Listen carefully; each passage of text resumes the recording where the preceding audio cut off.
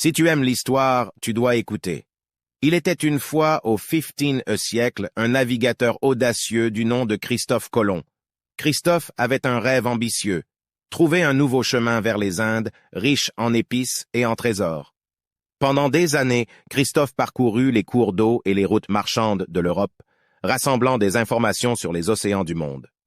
Beaucoup de gens pensaient qu'il était fou de croire qu'on pouvait atteindre l'Inde en naviguant vers l'ouest, à travers l'océan Atlantique. Mais Christophe ne renonça jamais à son rêve.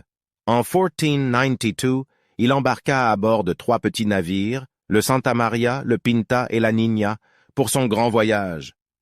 Ces marins étaient anxieux, mais Christophe était déterminé. Après des semaines en mer, sans terre en vue, l'équipage commença à perdre espoir. Beaucoup pensaient que leur voyage était une folie, mais Christophe les encouragea à persévérer.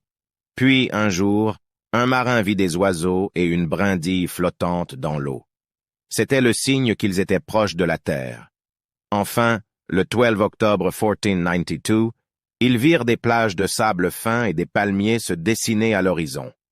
Ils avaient atteint une île qu'ils appelèrent San Salvador.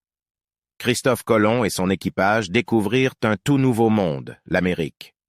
Aujourd'hui, nous nous souvenons de Christophe Colomb comme d'un explorateur courageux qui a repoussé les limites de la connaissance et a ouvert la voie à de nouvelles découvertes dans le Nouveau Monde.